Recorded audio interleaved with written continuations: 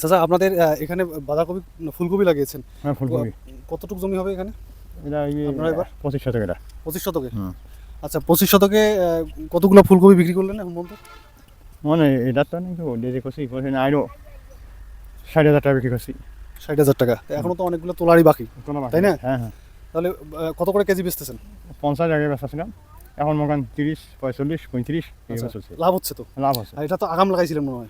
আগাম। হ্যাঁ, তো আগাম জাতের ফুলকপি চাষ করে তো আসলে অনেক একদম মাটিতে যদি লাগানো যায় তো অনেক টাকা বিক্রি করা সম্ভব। 5,000, 6,000 গাছ ধরে। একজনের কমপক্ষে 5-6 হাজার গাছ ধরে। তা গাছ প্রতি তো মিনিমাম 20-30 টাকা করে বিক্রি করা যায় বেশি যায়, পাইকারি। বেশি যায়।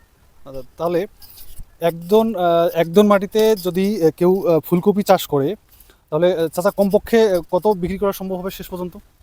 কোন 70-80 হাজার যাবে। 70-80 হাজার। খরচ কিরকম হয়? কোথাও না হলে 20-22 হাজার হবে। 20-22 হাজার টাকা খরচ করে, এবং এটা সর্বোচ্চ 3 মাস লাগে, 3 মাস, সর্বোচ্চ। হ্যাঁ 3 মাস। মানে কাটা থেকে শুরু করে হ্যাঁ, 3 মাস। 3 মাসের মধ্যে কমপ্লিট।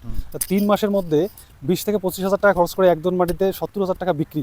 আমার মনে হয় না এরকম কোনো ফসল আছে বাংলাদেশে আরো। না। হ্যাঁ, খুব কম ফসলই আছে, খুব কম ফসলই আছে। তো এই জন্য যারা আগাম আগাম বাঁধাকপি ফুলকপি চাষ করে তারা আসলে লাভবান হওয়াটা এটা নিশ্চিত বিষয় বোঝা যায় যদি আপনারা গাছ টিকাইতে পারেন। তো ধন্যবাদ। আপনারা আসলে যারা নতুন কৃষিতে আসতে চাচ্ছেন বা কৃষিতে অলরেডি চলে আসছেন, তারা এটা আগাম বাঁধাকপি 3 মাসের জন্য আপনারা করতে পারেন। 3 মাসের মধ্যে আপনার ফসল হারভেস্ট করে আপনার লাভের মুখ দেখতে পারবেন।